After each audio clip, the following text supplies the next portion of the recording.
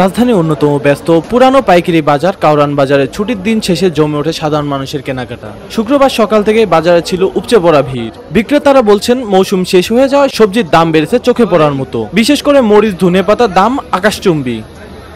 মরিচের দাম কেমন? মরিচের দাম 100 টাকা কেজি। আগে কেমন ছিল? আগে দাম কম ছিল। কত টাকা ছিল আগে?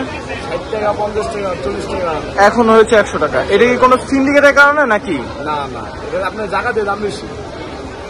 আগে মরিচ বিক্রি করত প্রতি কেজি 40 থেকে 50 টাকা, এখন সেটা দাম বেড়ে 80 থেকে 100 টাকা হয়ে গেছে। তবে আলু, পেঁয়াজ, রসুনের দাম তেমন পরিবর্তন নেই, আগের দামেই মিলছে এই পণ্যগুলো।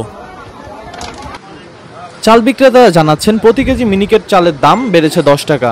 আগে ছিল 70 থেকে 72 টাকা, এখন বিক্রি হচ্ছে 80 থেকে 82 টাকা। তবে পোলাও চালের দাম আগের মতোই আছে।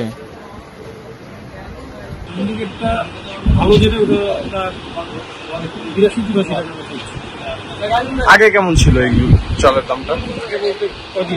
ঈদের আগে?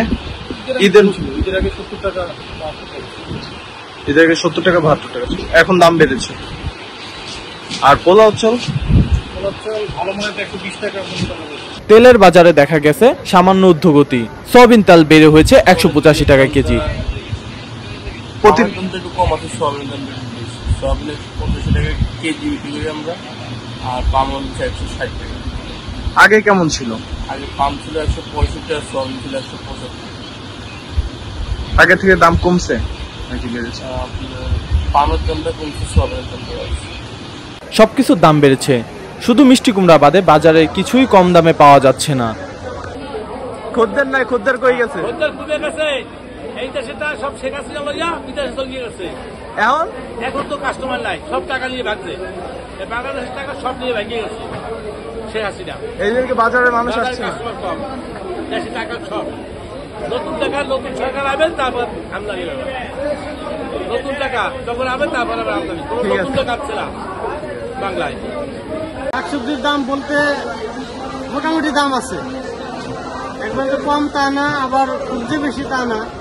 তো ওই হিসাবে আমি বলবো যে বাজারে সবজির দাম একটু বেশি। বাজারে মূল্য বৃদ্ধির কারণে ভোগান্তিতে পড়েছেন সাধারণ ক্রেতারা। আয় ব্যয় ভারসাম্য রাখতে গিয়ে হিমশিম খাচ্ছেন তারা।